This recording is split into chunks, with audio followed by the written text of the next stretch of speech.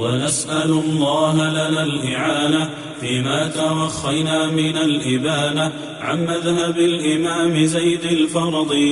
إذ كان ذاك من أهم الغرض، علما بأن العلم خير ما سعي فيه وأولى ما له العبد دعي، وأن هذا العلم مخصوص بما قد شاع فيه عند كل العلماء، بأنه أول علم يفقد في الأرض حتى لا يكاد يوجد. الحمد لله رب العالمين، وأشهد أن لا إله إلا الله وحده لا شريك له، وأشهد أن محمدا عبده ورسوله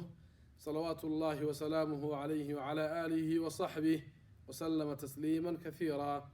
ودرسيني شنية بنات إن قادنني كتاب كينا تيسير الفرائض على طريقة سؤال وجواب.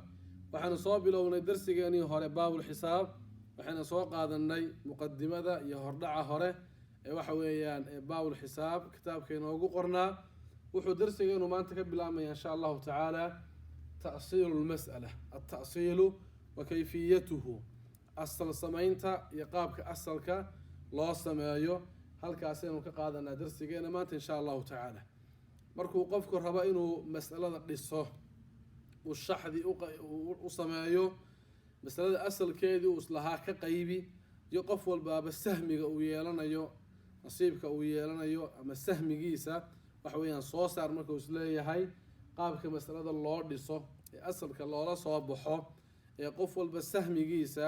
waxa weeyaan loo siiyo. tacaynkaasi ayaa darsigeenu ka bilaabmaya insha Allah ta'ala. at-ta'sil markii la yiraahdo waa masalada asal in loo sameeyo, iyadoo asalka looga sameynayo in la soo saaro taxsiilu aqalli cadadin, in la soo xasiliyo oo la keeno tirada ugu yar ayaa la keenayaa, oo yakhruju minhu fardu almas'alati aw furuuduha bila kasrin, mas'alada fardigeedu uu ka baxayo ama furuudeedu ay ka baxayso iyadoo wax jab ah uuna gelin. waa tacriifka ta'siilku uu leeyahay, kitaabkuuna inoogu iman doona insha Allah ta'ala. inta ay ka badan way fahmi doonaa waxa loo jeedo tirada ugu yar ee masalada fardigeedu ka baxayo, waxa loo jeedo tusaalayaasha ku fahmi doonaa insha Allah ta'ala. haddaba markaynu rabno masalada asal in loo sameeyo, masalada asal in loo sameeyo xaalad kala duwan ayaynu maraynaa. xaalad kala duwan ayaa markaa la maraa.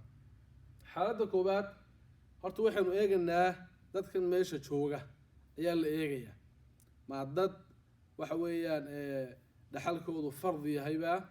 oo wax jaan go'an qaata, nisfi, rubuc, thumun, thuluth, thuluthan, furuudeen soo dhiganay, mise waa dad casabaad ah oo waxa weeyaan iyagu aan qaadanayn fardi jaan go'an laakiin casaba wax ku dhax tacsiib wax ku dhaxla oo casaba ah. labadaas la eegaya. marka saddex xaalo ayaa guud ahaan inooga soo baxaya. xaaladda koobaad الحالة الأولى. الحالة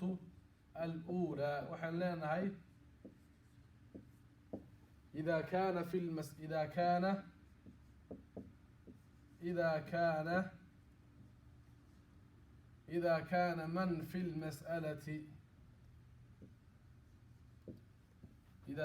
من في المسألة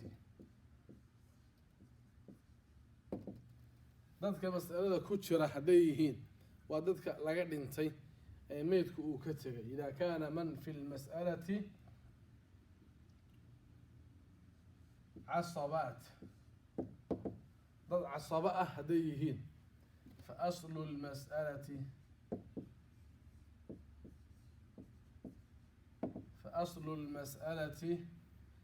مسألة أصل كيضو من عدد رؤوسهم. مسألة أصل كيضو وحويان وحاول نقنيا من عدد رؤوسهم. انت قف أيهين مدحيضو ذا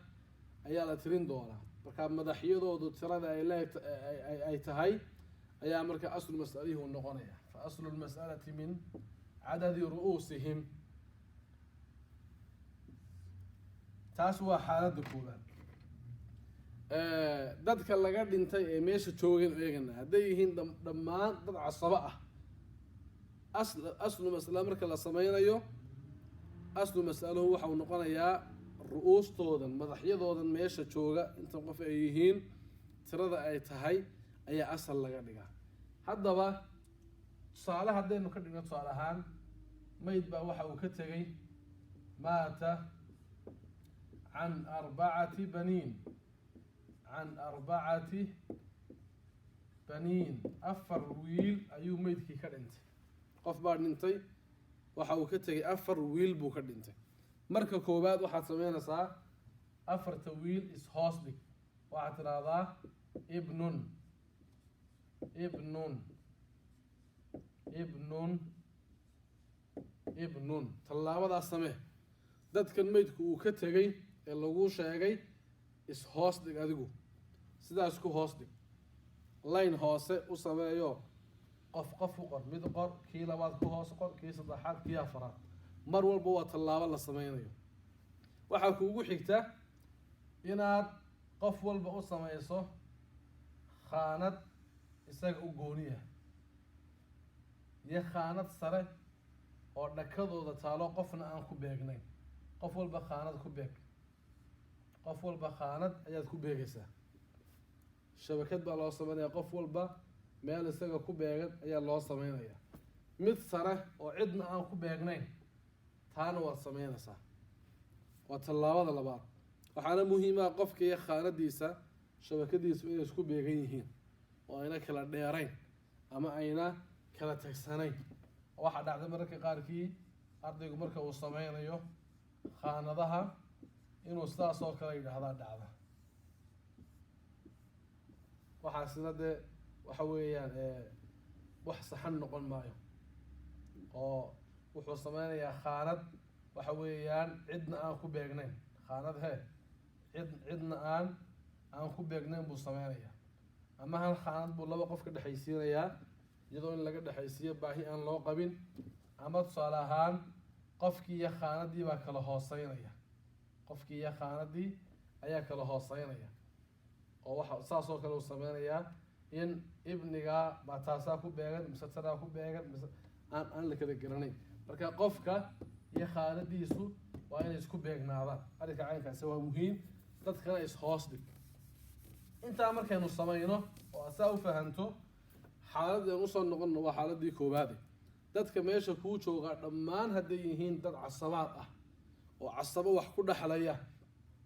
asalna aada doonaysa inaad u sameyso fa aslu lmas'alati min cadadi ru'uusihim aslu mas'aluhu wuxuu noqonayaa min cadadi ru'uusihim ru'uustoodu tirada ay leedahay buu noqonayaayo inta qof ay yihiin ayaa asalkii waxa weeyaan laga dhigaya iyagun baa la tirinayaa macnuhu weeyaan halkaa imse qof baa inoo jooga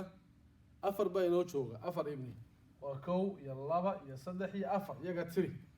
asalka waxaad ka dhigtaa tiradoodu inta ay tahay 4 bay noqotay 4tii halkaa dhigo deeta qof walba ilin dad siman waa 4 ibni oo siman oo isku si wax u qaadanaye qof walba xabad sahmiyaasi qof walba xabad sahmiyaa ayaad siinaysaa hadday 4 akh yihiin oo shaqiiqa waa saasi leeg 3 akh hadday noqdaan asalka 3 ka dhig hadday noqdaan 5 cam shaqiiq 5 cam shaqiiq asalkii 5 ka dhig hadday noqdaan 7 ibnu cam liab asalkii 7 ka dhig qof walba xabad soo sii wahaakada hadday noqdaan 10 ibnul ibni 10 ka is hoos dhig mid walba khaanad u samee khaanad saro asalkii aad ku qorasana samee qof walba xabadiisa soo sii marka qof kastoo meesha kuu joogaa wuxuu leeyahay hal khaanad buu leeyahay khaanad sare oo cidna aan ku beegnayno aslu masalaha lagu qorayana waa la sameynayaa marka halkii qof wuxuu yeelanayaa hal khaanad iyo tii asalka labadii qof 2 khaanadood iyo tii asalka saddexdii qof 3 khaanadood iyo tii asalka waa 4 afartii qof waa tan oo kale 4 khaanadood iyo tii asalka waa 5 1 2 3 4 5 waa 4 iyagu leeyihiin iyo tii waxa weeyaan asalka waa dad wada casaba halkaa waxaad ugu qoraysaa maadaama dadkan yihiin dad casabo wax ku wada dhexlay cayn hal cayn oo ka dhexeeya oo caynka waxaad uga jeedaa waa casaba dadkan iyo si jaan go-an wax uma qaadanayaane wuxuu noqdaa si aan jaan go-onayn haddayna markaa cid joogin iyagunbaa xoolaha kala qaybsada hadday cid joogtana wixii kasoo haray kala qaybsadaan maantana cid ma joogtee iyagu inu kala qaybi iyagaa la tirinaya dadka meesha kuu jooga casabada ah hadday iskugu jiraan hablo iyo inama iscasabeynaya oo tusaale ahaan waxaa meeshii kuu jooga ibniyadan bal laba inooga soo qaad ibnun iyo ibnun sidoo kale waxaa kuu joogta bintun iyo bintun waa casaba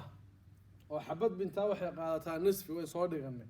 laba binta iyo ka badanna waxay qaataan thuluthaan way soo dhiganay laakiin waxaa shardi ahaa in mucasibkii maqan yahay maantana waxaa jooga mucasib idan wax fardiya habluhu ma laha walaalahood baa lagu casabeynayaa waanagii soo dhiganay lidakari mithlu xadi lunhayeyn inay wax u dhexlayaan markaa maanta maxaa la sameynaya ilin waa casabe waa la tirinayaa laakiin mar hadday hablo iyo inama iskugu jiraan inamada laba laga soo qaadaya hablahana xabad xabad baa laga soo qaadaya markaa tallaabada koowaad qof walba waxaad u samaysaa khaanadii isaga ku beegneyd qof walba u samee qof walba waxaad u samaysaa khaanadii isaga ku beegneyd u samee khaanad sare oo asalkii yaana waa inaad samaysaa 4 qof weeyaan 1 2 3 4 qof walba khaanadiisu way ku beegan tahay khaanadii asalkana way ku taalaa inamada laba ka soo qaad hablahana xabad xabad ka soo qaad kan waa 2 kanna waa 2 wiil kastaa wuxuu libilaab ku noqonayaa inan kasta tanna waa xabad tanna waa xabad marka 2 iyo 2 4 xabad iyo xabad waa isku 6 asalkii muxuu ku noqonayaa 6 buu ku noqday ibniga 2 si ibniga 2 si in laba ka soo qaadnay hablaha xabad xabad bay ka soo qaadnay xabad iyo xabad ayaad kala siinaysaa saasaa masaladaas ay kugu dhantahay asalkeedii hadday yihiin akh shaqiiqi ukhtun shaqiiqana oo kuula mid kaba soo qaad akhun shaqiiq ukhtun shaqiiqa qof baa waxa uu ka tegay uu ka dhintay akhun shaqiiq shiinkaasi waa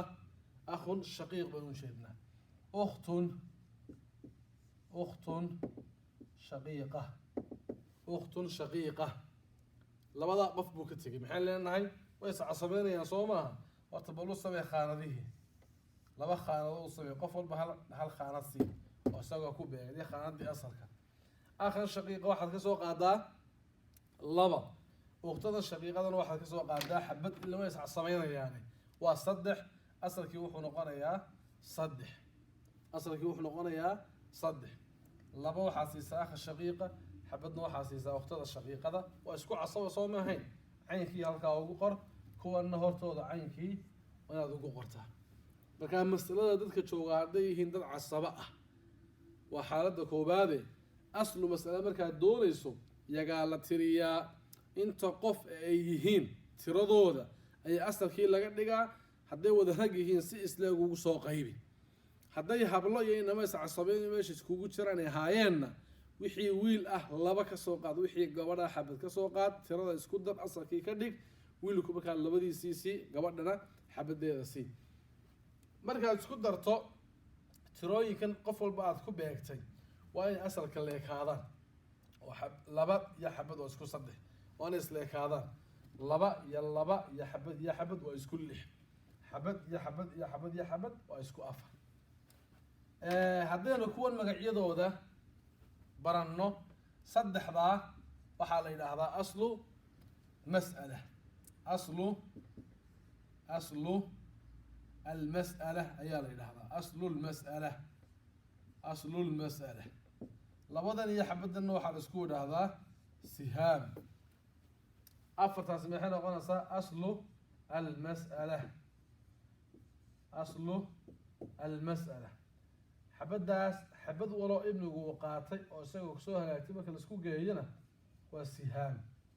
ama ashum kaa doontaba dheh sihaam ama ashum xabadda kaliyaataa waa sahmun markii laisku dara la jamciyana waa sihaam ama ashum ayaa markaa u noqonaya ka ugu sareeyaana waa aslu mas'ala markaa sihaamta marka laisku daro waa inay aslu mas'alaha la ekaataa sihaamta marka laisku daro aslu mas'alaha waa inay la ekaataa hadday kala yaraadaan ama ay kala bataan wuxuu noqonayaa waxbaa kaa qaldan 2 goor oo kaliyaataa la ogol yahay in sihaamtii asalku ay kala duwanaadaan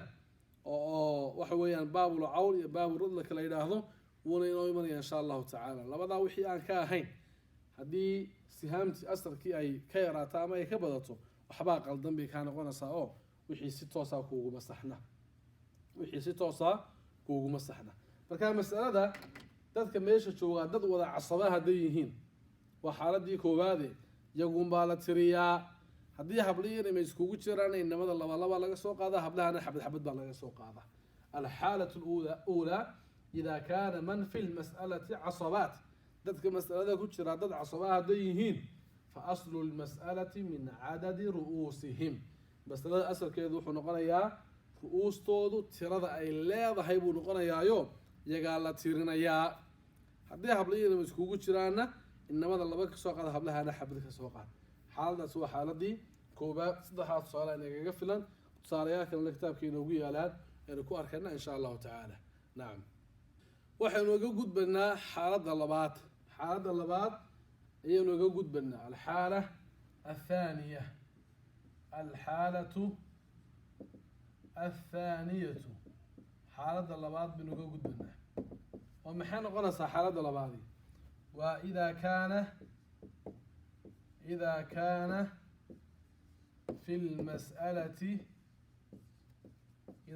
في المسألة صاحب فرض واحد فأصل المسألة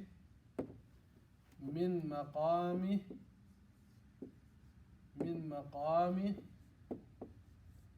ذلك الفرض ومسألة هدي وكتشر هل قف أو صاحب فرضية إذا كان في المسألة صاحب فرض واحد مسألة هدو كتشر مسألة وحلقة وضع قف كان دنتي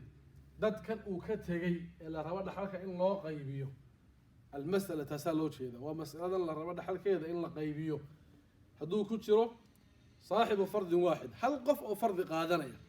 yani ciddii kale meesha joogtaa waa cid casaba qaadanaysa wax ahlu fardiya hal qof baa ka jooga فأصل المسألة من مقام ذلك الفرض مسألة أصلkeedu wuxuu noqonayaa halkaa fardi ee ku jira hooseeyihiisa من مقام ذلك الفرض asalka masaladu waa maqaamka fardiga ku jira fardiga meesha ku jira hooseeyihiisa ayuu noqonaya oo maxaa u tusaale ahaan qof baa dhintay waxa uu ka dhintay zawjatun xaaskiisii zawjadiisii ayuu ka tegay sidoo kale waxa uu ka tegay waxa weeyaan waxa uu ka tegay ibnun iyo ibnun saddex ibni zawjadiisii iyo saddex ibni ayuu ka tegay gabadhii uu qabay iyo saddex wiil oo uu dhalay ayuu ka tegay saddexda wiil ee uu dhalay gabadhan ha u dhasho ama dee cid kaleo gabadh horeba ha u dhasho oo ay kala tegeen ama ka dhimatay saddexda wiil isagaa dhalay gabadhanna waa gabadhii uu qabay caruurtan tani ha dhasho oo hooyadood ha noqoto ama cid kaleba ha u dhasho laakiin maanta cidda dhexlaysaa waa gabadhaa uu qabay iyo saddexdaa wiil kaba soo qaad in gabadhan ee caruurtan hooyadoodna ay tahay nacam almuhim laakiin maanta gabadhan waxay wax ku dhexlaysaa gabadhnimo waa meydka gabadhiisii weeyaan waxba lagama soo qaadayo kuwan hooyadood inay tahay maanta faa'iido nooguma fadhido waxaa faa'iido noogu fadhida in ay tani tahay ninka dhintay waxa weeyaan gabadhiisii ay tahay kuwanna waa caruurtiisii sidaasay isku hoos dhiganaa markaan qorano waa zawjada qor ibni is hoos dhig waa marka koowaad marka labaad waxaan nidhi qof walba u samee khaanad isaga ku beegan qof walba u samee khaanad isaga waxa weeyaan ku beegan iyo khaanad cidna aan ku beegnayno asalkiiya iyo khaanad cidna aan ku beegnayno asalkiiya ayaad sameynaysaa haddaad liidka dheeraysato si aan iskaga kaa dhexgelinna wax dhibaataa ma laha waad leedahay oo qof walba ay si fiican kuugu socnaato ood saa iska tiraahdaba oo waxaad leedahay ay kuu sugan tahay ood shaxda aada weynaysato adigaa leh intaa markaad samayso nacam markaad halkaas waa iska banaanaani oo taasay la socotaa waxaan leenahay zawjatun dhaxalkeedu muxuu noqonayaa zawjatun dhaxalkeedu muxuu noqonayaa dhaxalkeedu wuxuu noqonayaa thumun waa 8 meelood oo meel ثمن وسديد ميلودو ميل بي زوجة قادنسا ثمن بي قادنسا سديد ميلود أو ميل سديد ميلود أو ميل بي قادنسا نعم صوتنا waxay tahay farac waarisa jooga farac waaris ah ayaa jooga meeshii farac waaris ah ayaa jooga faraca waaris waa abnaadi umeedku ka tagay marka mas'ala kale soo socota inaga galiye waxaan sameysana abnaada inoo bari oo saddex ibni baa meesha noo yaala soo mahayn inoogu dar qaar kale meesha inoogu dar nacam abnaa kale ayaan ku darsanana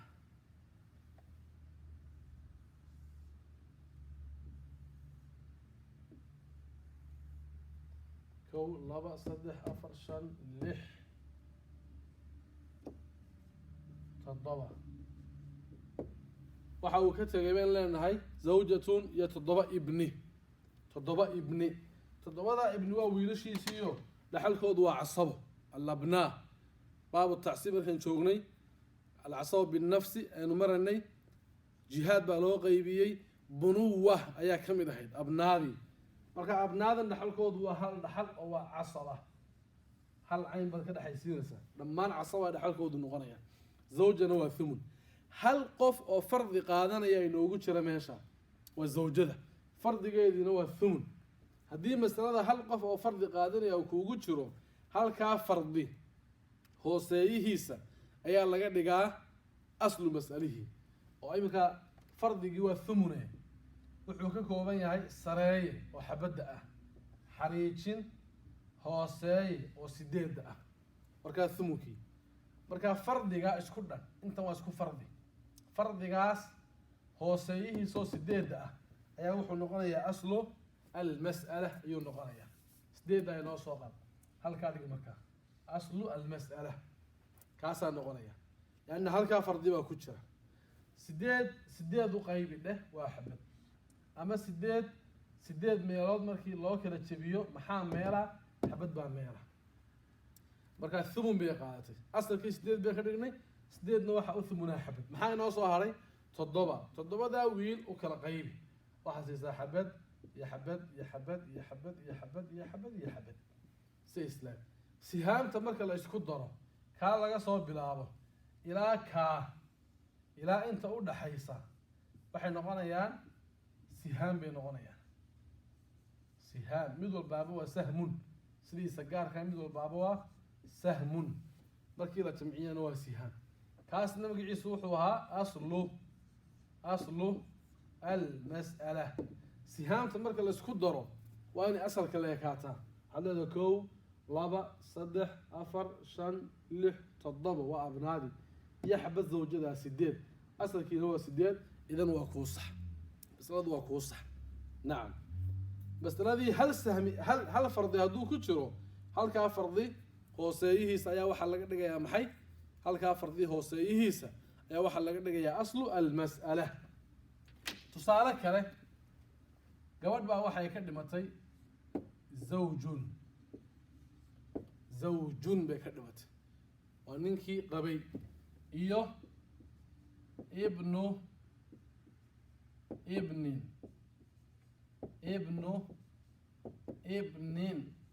صدح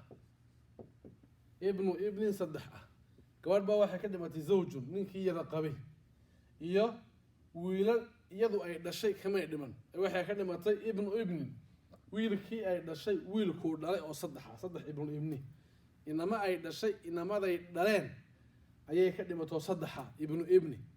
marka inankeedii saddex wiil oo uu dhalay ha ahaado ama ha ahaadaan saddex wiil oo ay dhasho iyada horteed dhintay mid walba wiilkii uu dhalay ha noqoto say doontaba ha u dhacday ibnin oo waxay u ahayd ayeeyo kani waa zawjun waa maydka ninkii qabay kuwana waa ibnin saddexoo waxa weeyaan maydka wiilkiisii baa dhalay oo maydku wuxuu u noqonayaa maadaama maanta uu gabadh yahay ayay u noqonaysaa kana waa maydka ninkii qabay qof walba khaanad markaa u sameeya qof walba waxaa u sameysaa maxay khaanad sare oo waxa weeyaan noqonaysa aslu mas'alihii noqonaysa زوج محين سيننا زوج واحد سيننا ربع زوج واحد سيننا ربع صوتنا واحد هاي فرع وارثات شوية gabadhii dhimatay waa ninkan gabadhiisii zawjadiisii dhimatay farac waarisaa bay ka dhimatay oo ibnu ibnin saddex ah idan zawjka waxay siinana maxay ruux la siin maayo nisfi lama siinayo ruux bay siinana waxaan ku baraarujinayaa in aynu si fiican u xafidno qof kasta waxa uu qaadanayo xaaladda uu taagan yahay wuxuu qaadanayo iyo shuruuddu ku qaadanayo hadday kaa qaldanto halkaad markaad maraysaa zawjadii rubuc aad siiso iyadoo farac waarisaa meeshii uu joogo in walo qaabka loo dhista aad barato waxaad dhistay dee qalad buu noqonaya wax qaldan baad wax ku dhistay idan wixii soo baxay qalad buu kaa noqonaya marka waa iska geejisaa qofkan muxuu qaadanayaa haddaad halkan zawjka aad nisfi siiso isagoo farac waarisaa joogo da waxaad doonto dhiso wixii qalad buu kaa noqonaya wax saxan kuu noqon maayo idan ardayga inuu degdega maahe markaad qof walba dadkii aad saa u qarto is-hoos dhigto qof walba inaad khaanadiisa u samayso tallaabada koowaad xoogga aad saarsa ha ahaado war qofkan dhaxalkiisu maanta waa maxay muxuu qaadanaya waxa oo sababteebuu ku qaatay shardiguu ku qaatay waa maxayna waxaanaad siisay ma saxan yahay mise ma saxna ilaa inta aad si fiican ula qabsanayso ku dul fikir oo su-aal isweydii horta qofkan muxuu qaadan jiray zawjku dhaxalkiisu guud ahaan muxuu ahaan jiray لو أنا قد قلني قلت ما أهل فرض بقى مش هو أهل تعصيب لبضع وكذا صار وأنا ترى هذا ما أهل تعصيب ما هي وأهل فرض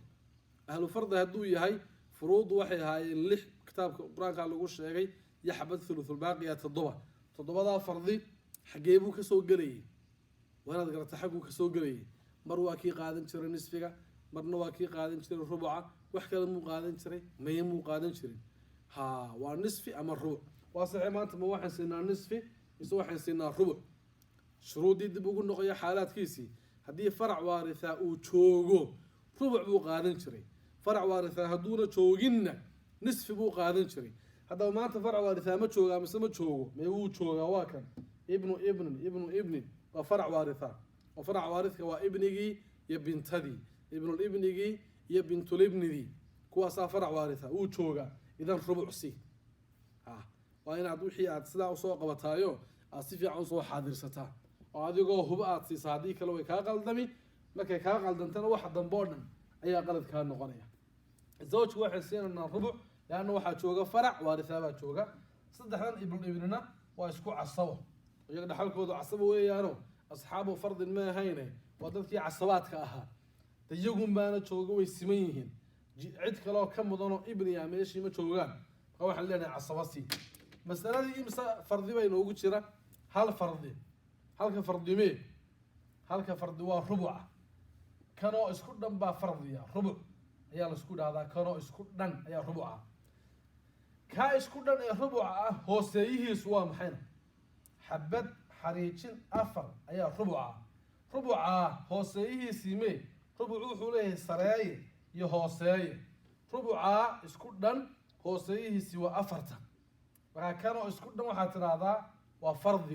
fardigii rubuca hooseeyihiisii mee waa arbacada afarta weeyaan hooseeyaha qaad markaa hooseeyaha waxaad ka dhigtaa aslu almas'ala waxaad leedahay afar u qaybi waa xabad ama afar meelood markii loo kala jabiyo maxaa meela xabadiisii afartii xabad baa inaga baxday maxaa inoo soo haray saddexda ibni si siman u sii سهامتي اسكو در حبد واسكو أفر أصل كوي كول لابته كام عيسى محين نري كاوحين نري أصله المسألة كام حين نري وسهمون كالنوا سهمون لكن سمعنا وسهام أما أسهم نعم haddii mas'alada hal fardi uu ku jiro halkaa fardi hooseeyihiisa ayaa wuxuu noqonayaa maxay halkaa fardi hooseeyihiisa ayaa wuxuu noqonayaa aslu almas'ala idaa kaana fi lmas'alati saaxibu fardin waaxid haddii mas'alada hal qof oo fardi qaadanaya uu kuugu jiro fa aslu lmas'alati min maqaami dalika alfardi aslu mas'alu wuxuu ahaanayaa fardigaa ku jira maqaamkiisa iyo hooseeyihiisa. markaa waxaynu nidhi kan oo isku dhan isagoo isku dhan waa fardi, kaasoo isku dhani waa fardi. kaa hoose ayaa waxaa la yidhaahdaa maqaam. maqaam waxaa kale la yidhaahdaa makhraj. maqaam amba makhraj baa la yidhahdaa. kuwanna waa sahmi, waa sihaam, kanna waa aslu almas'ala. zawjku isagu waa saaxibu fardi, waa qof fardi qaadanaya. ibniga kuwanna waa saaxibu tacsiib ama casabaat, waa dadkii casabada ahaa weeyaan. taasna waa xaaladii waxa weeyaan labaad, haddii masalada hal qof oo saaxibu fardiga uu kugu jiro. hadda laba xaalay marana. dadka meesha jooga haddii wada casabo yihiin yagaa la tiriyaa, tirada ay noqdaan baa aslu masalo noqonaysa. haddii dadku hablo iyo inamaysa casabo inay iskugu jiraanna inamada laba ka soo qaad, hablahana xabad ka soo qaad, isku darka ka dhig aslu masala, sidaa ugu soo qaybi. haddii hal qof oo saaxibu fardiga uu ku jirana halkaa qof ee saaxibu fardiga ah hooseeyihiisa ayaa waxaa laga dhigayaa aslu almas'ala. laba xaalo ayaa halkaa inoogu dhan. hal xaalo saddexaad baa inoo hadhay oo ah dadka meesha jooga hadday ku jiraan hal qof ka badan oo saaxibu fardi ah. hadda hal qof baa fardi qaatay, qof labaad baa jooga saaxibu fardi ah, ama waa ilaa 3 qof oo asxaabu fardi ah. maxaa la yeelayaa? waa xaaladda saddexaad een uga gudbano xaaladda labaad insha allahu tacaala. nacam, intaynaan masiixin samuuradda halkaa waxaa inoo yaala waa 3 ibni, ibnu ibnin, ibnu ibnin, ibnu ibni. 3 ibnu ibni oo min xabad qaadanayay. zawjada waxaa hoos yaalana waa 7 ibnu ibni weeyaan. waa 7 ibni. 1 2 3 4 5 6 7 ku yaala. haddii markaa xagga hoose qarsoonto 7 halkaasi weeyaan lala socdo, halkanna waa 3. واي الحالة الثالثة حالة صدحات فحويان إذا كان في المسألة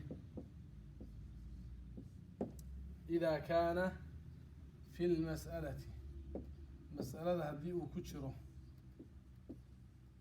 إذا كان في المسألة مسألة هدي وكتشره أكثر من صاحب فرض. إذا كان في المسألة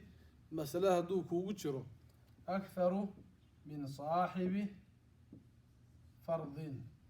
هل قف أو صاحب فرض يا وحكبلا هدوك وجره. لبا قف أو صاحب فرض يا كوجره. أما صدح قف أو صاحب فرض يا كوجره. إذا كان في المسألة أكثر من صاحب فرض فينظر وحل إيجيا ولا فيرنا يا بين مقامات الفروض. فروضا ماشي كوغو جرتا هوسيهودا ayaa la eegaya. oo maxaa loo eegaya? waxaan soo dhignaa binisab al-arba'. nisabkii afarta ahaa aan soo dhignay التماثل التداخل التوافق التباين ayaa loo eegaya. nisabkii afarta aan soo dhignay baa loo eegaya. وما يحصل انت عمرك الله ايغو وما يحصل وحي صو حصله صوبحا فهو اصل المسألة. وحالدي صدحات غلبدي هور way fududaayeen tan way fududahay laakiin inaad fahantum baa laga rabaa. إذا كان في المسألة hadii mas'alada uu ku jiro يعني dad kan dhintay waxa kuugu jira أكثر من صاحب فرض. هل قف أو صاحب فرض يا كبدا لبا قف صدح فينظر بين مقامات الفروض. فروض أي قاتين هو سيهودا الإيغيا محلو إيغيا بالنسب الأربع. نسب كي أفرت أهابا لو إيغيا ومقامات كي هو سيه ما سكميت با ما تماثل با ما تداخل با ما توافق با ما تباين با محاكا دحيل. وما يحصل وحي صو حصله isku eegida ka soo baxa fa huwa aslu al-mas'ala. aslu mas'alihi buu noqonaya. tusaale maydkii waxa uu kaaga tagay maydkii ayaa waxa uu kaaga tegay zawj iyo ukhtun shaqiiqatun. maydkii wuxuu kaaga tegay zawjun iyo ukhtun shaqiiqatun.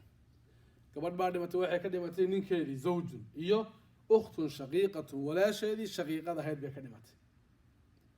waa inagaa is hoos dhignay, qof walba khanaad baynu u samaynay. hadda qof walba bal dhaxalkiisii soo sii, qof walba wuxuu qaadanayay sii. zawjun maanta muxuu qaadanayaa? waa nisfi. zawjun wuxuu qaadanayaa nisfi, la soco. oo muxuu u qaatay nisfi? dee farac waarithaa ma joogo, farac waarithaa ma joogo. ukhtun shaqiiqatun waxay qaadanaysaa nisfi. qof kasta wuxuu qaadanayo dhankiisa midig ba lagu qoraya. zawjun xaggiisa midig ku qor, fardigu qaadanayay. ukhtun shaqiiqana wuxuu qaadanaysay dhankeeda midig ku qor. haddii qofkii casabo yahayna dhankiisa midiguna caynkii ugu qor. zawjkii waxaanu siinay markaa waxaanu siinay zawjkii nisfi, ukhtun shaqiiqana nisfi. shuruuddii bay ayaa qof walba laga helay. zawjun farac waarithaan joogin wuxuu leeyahay markaa nisfi. ukhtun shaqiiqa waa xabad oo mushaaraka meeshii ma jirto, mucasibkeediina ma joogo. farac waarithaana ma joogo, asal dakaro waarithaana ma joogo. idan waxay qaadanaysaa nisfi.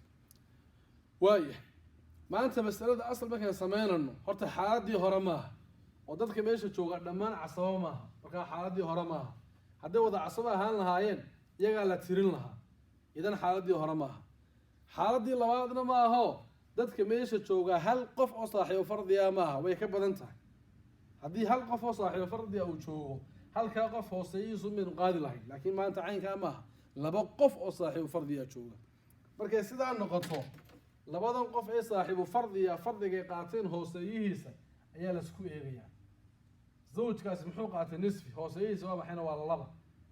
ukhtun shaqiiqana waxay qaadatay nisfi, nisfi hooseeyihiisu waa maxay? waa laba. laba iyo laba isku eeg, laba iyo laba isku eego. laba iyo laba maxaa ka dhexeeya? ma tamaathul baa, ma tadaakhul baa, ma tawaafuq baa, ma tabaayun baa. waa cashirkeena ishtaayat hore waan soo dhiganay. waa tamaathul, waa isku mid. laba iyo laba waa isku mid. wixii tamaathula xukunkiisa wayn soo dhiganay. haddii labadan tiro tamaathul uu ka dhexeeyo, mid ka midaa la qaataa, mid baa la qaataa. labada miduu soo qaado oo xaggee la geynayaa? waa anigii kuudhe xagga la geenayo waynu sheegi doonaa. iminkaan sheeganaayo, markaad xabad soo qaadato labada mid ka mid ah, xabadda aad soo qaadato waxaad ka dhigaysaa, soo qaado aslu mas'ala ka dhig. aslu mas'ala ayaad ka dhigaysaa, aslu almas'ala. hadday tamaathulaan, xabad soo qaado, xabadda aslu mas'ala ka dhig. kadib xaqaa ka soo qaybi asalka hadda waad haysataaye. laba maxaa u nisfiyaa? xabad. laba maxaa u nisfiyaa? xabad. saasay kuugu dhan tahay. xagga ukhtun shaqiiqa, ukhtun liab hadday ahaan lahaydna waa kuula mid, oo isla qaabkaasaa loo dhisaya. haddii xagga ukhtun shaqiiqa in ku bedelna ukhtun liab, waxa weeyaan waa la mid, oo isla qaabkaasaa loo dhisayaa. laba mas'alo ama meel laba fardi oo labaduba ay nisfi yihiin, laba qof meel ay ku kulmi karaan, kana qaateen nisfi kana nisfi. waxaa la hayaa mas'alada iyo taas tala midka waxa qaasa ukhtun waxa weeyaan liab noqonaysa. oo zawjku wuxuu qaataa nisfi, ukhtun shaqiiqana waxay qaataa nisfi. halkaas hadday isku bedesho zawjun iyo ukhtun waxa weeyaan ukhtun liab, waa nisfi iyo nisfi. qaabkaasaa loo dhisayaa. laba ku dhis, xabad iyo xabad ayaad kala siinaysaa. markaa labadaa mas'alo, masalada zawjun ukhtun shaqiiqa iyo zawjun ukhtun liab waxaa la yidhaahdaa annasiifataan. annasiifataan baa la yidhahdaayo waa labadii mas'alo ee mid wal oo ka mid ahba nisfi iyo nisfi uu ku jiray. tan waxaa ku jira nisfi iyo nisfi, tanna waxaa ku jira nisfi iyo nisfi. mas'alo saddexaad, tusaale saddexaad oo laba nisfi ay iskugu iman karaan ma jiro. meel laba nisfi ay iskugu iman karaan waa mas'aladaa iyo mas'aladaa. zawjun shaqiiqatun iyo zawjun ukhtun liab. nacam. maanta maxay leenahay markaa? hooseeyihii waxaa ka dhexeeya waa labiyo labe, tamaathul baa ka dhexeeya. mid qaada marka, mid baad qaadanaysaa. كائن قادنا وحنا كدغنا اصل المساله اي كدغنا تاس waa tusaalihii tamaathulka kaas waa tusaalihii maxay waa tusaalihii tamaathulka kaas waa tusaalihii waxa weeyaan tamaathulka tamaathul buu tusaale u yahay tamaathul ayuu tusaale u yahay tusaale labaad baan qaadanaa marka tusaalaha labaad waxaan leenahay halka waxaad nooga dhigtaa zawjatun zawjatun iyo ukhtun shaqiiqatun qof saddexaad inoo keeno cam inoo keen qof walba khaanadiisii uu sameeyo iyo khaanadii sare ee lagu qorayay aslu mas'alaha zawjatun maxaynu siinaa zawjatun waxaan siinaynaa rubuc zawjatun waxaan siinaynaa rubuc sababtay rubuc u helaysaa waxa weeye dee farac waarisa meeshii ma joogo bintun ibnun bintu ibnin ibnu ibnin meeshii ma joogaan idan waxay qaadanaysaa rubuc ukhtun shaqiiqana maxaan siinaa ukhtun shaqiiqana waxaan siinaynaa nisfi waayo mucasibkeedii ma joogo mushaarika laba gabadh labaad ukhtun shaqiiqana ma joogto asal dakaro waarithaa ma joogo farac waarithaana ma joogo idan waxay qaadanaysaa iyadna nisfi camku isagu iyuu ka mid ahaa ma dadkii ahlu fardiga ama soo ahlu tacsiibkii markaa isaga caynkiisii u taago wixii soo hadhun buu qaadanaya maanta masaladii waxay noogu jiraa hal fardi ka badan laba fardi waa fardiga rubuca iyo fardiga nisfiga ayay noogu jira laba fardiya ka badan haddii meesha yimaadaan dadka ahlu casabaadka ee jooga waxba iyagu asalka samayntiisa kama qayb galaan ee goordha wixii u soo hadhuun bay qaataan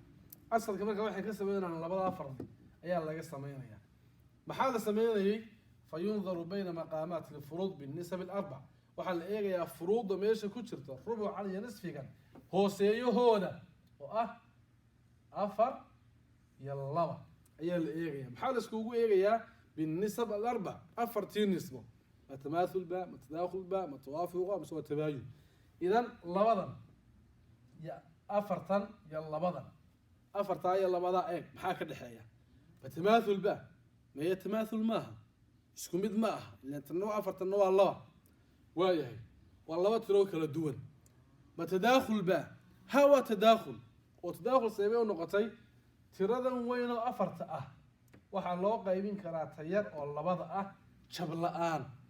afar haddii laba u qaybino waa laba wax jabaana ma gelayo haddii tirada weyni ay u qaybsanto tirada yar jab la'aan ay u qaybsanto waxaa la yidhaahdaa tadaakhul baa la yidhahdaa idan tusaalaha meesha inoo yaalaa waa maxayna labadaa tiro maxaa ka dhexeeya tadaakhul baa ka dhexeeya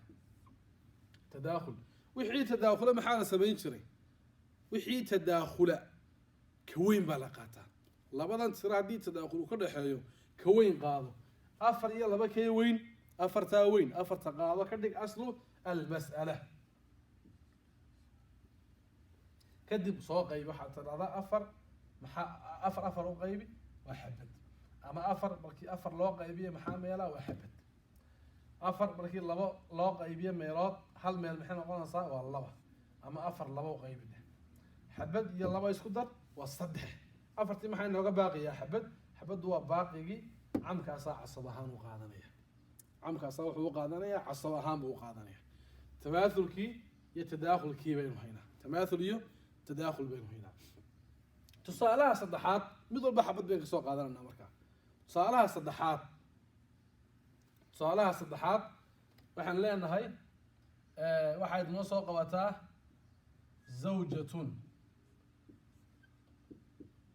zawjatun inoo soo qabo oo qaadanaysa maanta calaa sabiili mithaal waxa weeyaan zawjatun aynu siinay rubuc zawjatun aynu siinay rubuc ayaad inoo soo qabanaysaa waxaa kaleed inoo soo qabataa oo inoo keentaa jaddatun aynu siinayno sudus jaddatun oo la siinayo sudus baaqigana waxaabad inooga dhigtaa inuu meesha joogo ibnu cammin ibnu cammin qof walba uu samee khaanadiisii zawjatu waxay siinay rubuc waayo farac waarithaa ma joogo jaddatuna waxaynu siinay sudus sababtuna waxay tahay ma joogto ibnu camna wuxuu iska qaadanayaa casaba oo wuxuu noqonayaa qofkii baaqiga qaadanaya masaladaa waxaa inoogu jira hal fardi ka badan waa fardigaa zawjadee rubuca ah iyo fardigaa jaddadee suduska ah ayaa inoogu jira labadaa fardi hooseeyahooda ayaa la isku eegayaa hooseeyihii waa 4 iyo 6 labadaas isku eegaysaa 4 iyo 6 4 iyo 6 maxaa ka dhaxeeya tamaathul ba tamaathul ma aha isku mid maaha ma tadaakhul ba oo ka weyn oo 6 ahi ka yaroo 4taa jab la-aan ma u qaybsamaya may jab baa gelaya 6 haddii 4 loo qaybiyo jab baa gelaya markaa tadaakhul maaha tadaakhul ma aha tawaafuqu markaa noqonaya waa xaaladii saddexaad oo tawaafuq muxuu ku noqonayaa waxaa jirta tiro kana qaybisa jab la-aan tiradaasi waa 2 tiradaasi waa 2 haddii kan 2 loo qaybiyo waxaa soo baxaya 3 haddii kan 2 loo haddii 4taa 2 loo qaybiyo waxaa soo baxaya 2 haddii 6dan 2 loo qaybiyana waxaa soo baxaysa 3 markaa tiradan 6da iyo tiradan 4ta tiro wada qaybisaa jirto waa 2 kan haddii 2 loo qaybiyo waa 2 4 2 qaybi waa 2 6dan 2 qaybi waa 3 marka waa tawaafuq tiro wada qaybisaa jirta waa hal tiro oo wada qaybinaysa oo kowna aan ahayn tawaafuq darsigii hore ku jiray waan soo aragnay intaa markaan ogaanay inuu wixii tawaafuq iyo tiro wada qaybisa ay jirto ayaa mid qaybtii kii kale lagu dhufanayaa kan qaybtiisu maxay ahayd waa 2 kaa ku dhufo 2 ku dhufo 6 waa 12 ama kan qaybtiisu maxay ahayd waa 3 kii kaloo buuxa ku dhufo 3 4 ku dhufo waa 12 mid qaybtii ayaad kii kaloo buuxa aad ku dhufanaysaa mid qaybtii ayaad kii kaloo buuxa ku dhufanaysaa haddaynu 4ta 2da u qaybino waa 2 labadaasoo wafqi baa la yidhahdaa waa qaybtii 6da ku dhufo waa 12 ama cagsiga samee 6da qaybteed oo 3 wafqi baa la yidhahdaa 4too buuxda ku dhufo waa 12 kaa doontaad yeelaysaa kaa doonta qaybta kii kaloo buuxa ku dhufo 2 qaybood la iskuma dhufanayo mid qaybtii wafqi baa la yidhahdaa kii kaloo buuxa ku dhufo haddaynu labadaa isku dhufanno markaa ama in labadaa isku dhufanno waxay noo soo baxaya waa isku mid 12 bay noo soo baxaya 12 kaa soo baxaya wuxuu noqonayaa aslu almas'ala ayuu noqonayaa haddii meesha ay noogu jiri lahaayeen thumun iyo sudus hadday noogu jiri lahaayeenna waa la mid waa muwaafaqadaa weeyaan waa thumun iyo sudus waa muwaafaqadaasoo 8 iyo 6 ayaa waxaa wada qaybinaya tirada la yidhaahdo 2 wada qaybinaysa kan waa 4 kanna waa 3 markaa 2daa isku dhufo ama 2daa isku dhufo kan qaybtiiyo 4 6 ku dhufo waa 24 kan qaybtiiya oo 3 kaa ku dhufo 8 waa 24 tusaale noocaas waad arki doontaa oo wuu inoo imanayaa insha allah markaa 8 iyo 6na waa muwaafaqadan oo kale tawaafuq baa ka dhaxeeyo iyaguna waa la mid haddaba maanta markii asalkii 12 inoo noqday aynu waxa weeyaan 2daa isku dhufanay haafka iyo kaa buuxa ama haafka iyo kaa buuxa waa 12 12kii aslu mas'ala inooga dhig 12 4 u qaybi waa 3 12 6 u qaybi waa 2 3 iyo 2 isku dar waa 5 12kii 5 markay naga baxaan maxaa soo haraya 7 soo haraya ibnu camba 7daana wuxuu qaadanayaa waxa weeyaan baaqi ibnu camba halka inoogu qoran hoose hadday qarsoonto waa ibnu cam isku soo dar sihaamtano waa inay asalka leekaadaan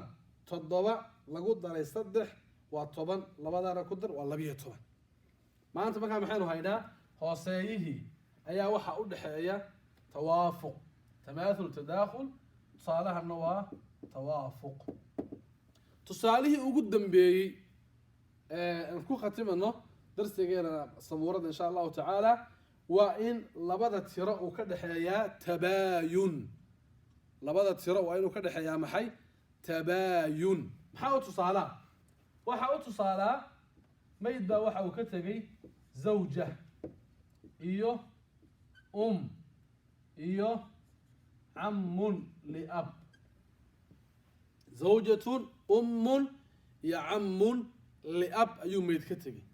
زوجة دحال كيدا وين صور دغني دور goorna waxa idinku celceliyay in qof walbaaba intaan xisaab la soo gaarin oo yaqaano qofkan muxuu qaataa xaaladeebu marayaa waxaan uu qaadanayo shuruudeebu ku qaadanayaa waa muhiim qof isagoo aan aad u soo sugin waxba baa xisaab inuu isku soo habsaamiye ma aha laana hadii kale uu qaldayaa markuu qaldana wixii dambe oo dhan baa qaldamaya zawjatu maanta waxay siinanaa rubuc sababta rubuc loo siiyayna farac waarithaa ma joogo wax farac waarithaa ma joogo nacam markaa ruuc bay qaadanaysaa ummun waxaan siinanaa thuluth ummun dhaxalkeedu saddex buu ahaa maray qaadato thuluth maray qaadato sudus maray qaadato thuluthul baaqi maanta waxay qaadanaysaa thuluth waayo masaladu qaraaweyn maaha farac waarithaana ma joogo jamac ikhwaana ma joogaan camun liabna isagoo dadkii casabada ahaaye cayn bay u taaganaa cayn oo ka dhigan inuu casabo wax ku dhaxlayo sidaa markayna saddexdii qof u qornay qof walba wixiisi aanu siinay u soo samee khaanadihii qof walba khaanad isaga ku beegan waa inaad u samaysaa khaanad isaga ku beegan iyo khaanadii sare ee asalka ahayd waxaan leenahay asalkii baynu u baahannahay masaladii waxaa ku jira hal fardi ka badan idaa kaana fi lmasalati akthar min saaxibi fardin hal qof oo saaxiibo fardiyaa ka badan hadduu masalada ku jiro فينظر بين مقامات الفروض فروضا ماشي كوغو جرتو هوسيهودا ايك بالنسب الاربع افرتين نسبه اسكوغو ايك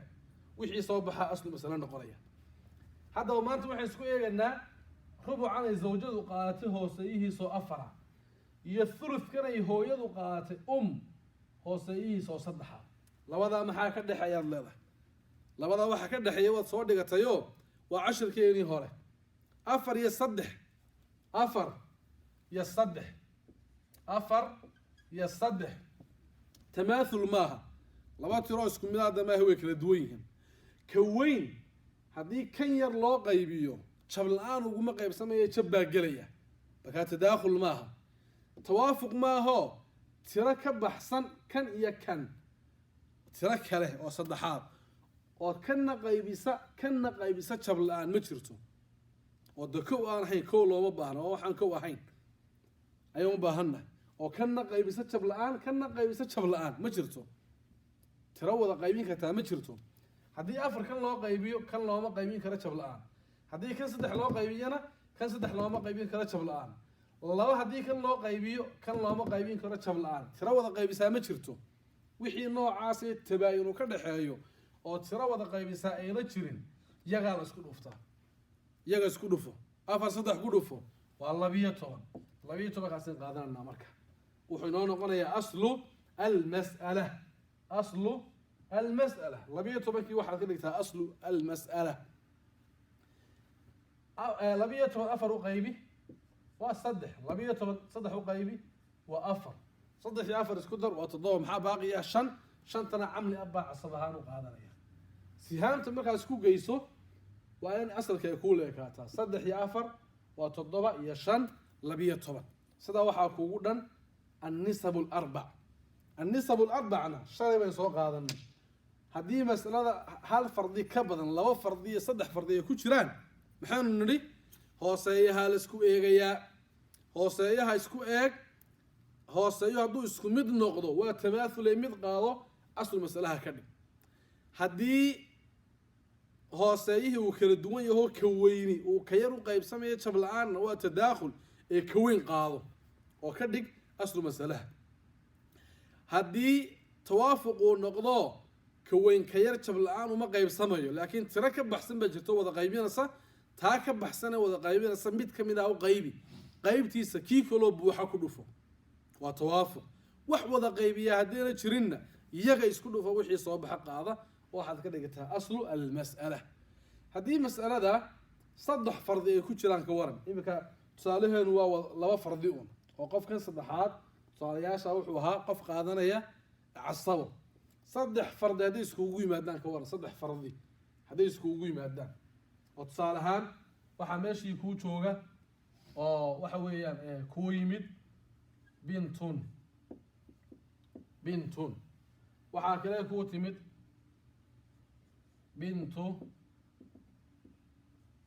ibnin waxaa kale kuu fadhida jaddatun hal qof oo in baaqiga siinana cam inoogu dar bintun dhaxalkeedu waa maxayna waad soo dhigata ku habsaamin hore u sheeg bintun maxaad leedahay waxaad siinaysaa nisfi leanna mucasibkeedii ma joogo qof labaad oo mushaarikaana ma joogto markaa nisfi sii bintu ibnin dhaxalkeedu waa maxay maanta dhaxalkeedu bintu ibnin waa sudus leanna bintu ibnin waxay la joogtaa xabad bintaa bintu ibni xabad bintaa la joogta dhaxalkeeda way soo dhiganay waa sudus bay qaadanaysaa jaddatun maxaynu siinaa jaddatun waxaan siinaynaa sudus leanna unbaa maqan camna waxaan siinaynaa casaba maxay casaba waaye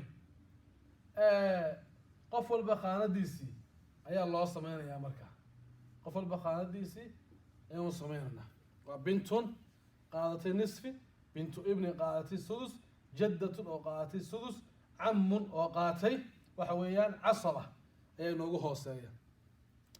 maanta imisa fardi bay inoogu jira masalada aynu aada u fiirino masaladan markaa waxaan leenahay bintun waxay qaadatay nisfi bintu ibnina waxay qaadatay sudus jaddatuna waxay qaadatay sudus bay qaadatay markaa maxaan leenahay waxaa la isku eegayaa saddexdaa hooseeye ayaa la isku eegayaa oo 6 iyo 6 isku eeg 6 iyo 6 waa tamaathul xabad soo qaado markaa xabad soo qaado labadan lixood xabadaad qaadatay ya labadii oo soo dejiso isku eeg 2 iyo 6 waxaa ka dhexeeya tadaakhul ka weyn bay markaa qaadanana waxay ka dhiganaa aslu almas'ala haddii masalada 3 fardi ay kugu jiraan ama 4 fardi laba isku eeg wixii ka soo baxa ka saddexaad u eeg wixii ka soo baxa ka afaraad u eeg saasay markaa noqonaysaa marka halkan waa nisfi iyo sudus 6 iyo 6 maxaa ka dhexeeya tamaathul xabad qaado waa nin 6 soo qaatay labadii la soo deg 2 iyo 6 hadana isku eeg maxaa ka dhexeeya tadaakhul ka weyn qaado oo 6 waxay ka dhiganaa aslu almas'ala ayaa laga dhigayaayo 6 maxaa u nisfiyaa 3 maxaa u sudusaa xabad maxaa u sudusaa xabadda soo hadhan waxaan siinaynaa camka baaqi ahaan buu ku qaadanayaa nacam isku soo dar xabad iyo xabad 3 iyo 3 waa isku 6 halkaa waxaa inoogu dhan waxa weeyaan afartii annisab alarbac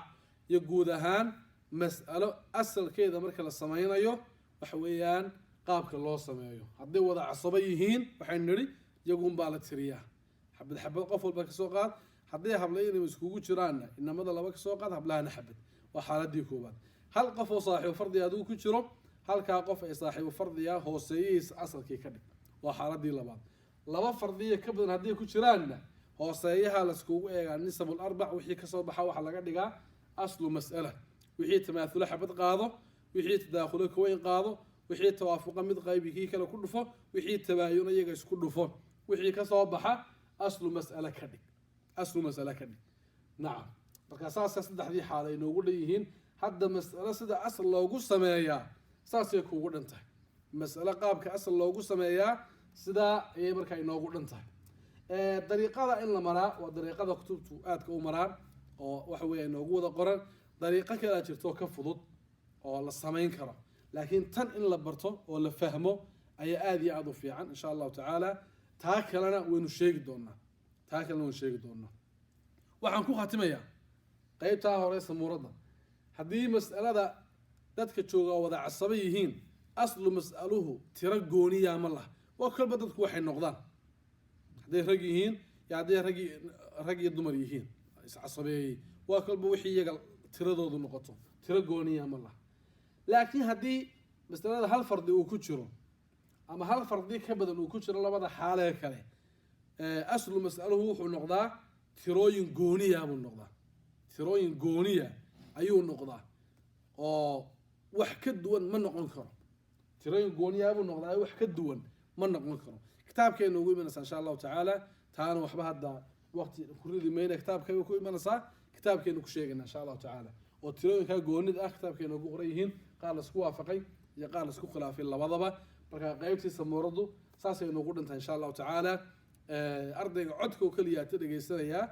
marka halka oo kale la soo gaadho waxaa fiican darsiga samoorda aan ku sharaxnay inuu markaa isagoo maqal iyo muuqaal ah uu arko soo uu fahmo wixii intaa ka dambeeya kitaabka insha allahu tacaala casharka inoogu qoran ayaynu aqrin doonaa marka xagga kitaabkeenu gudbana nacam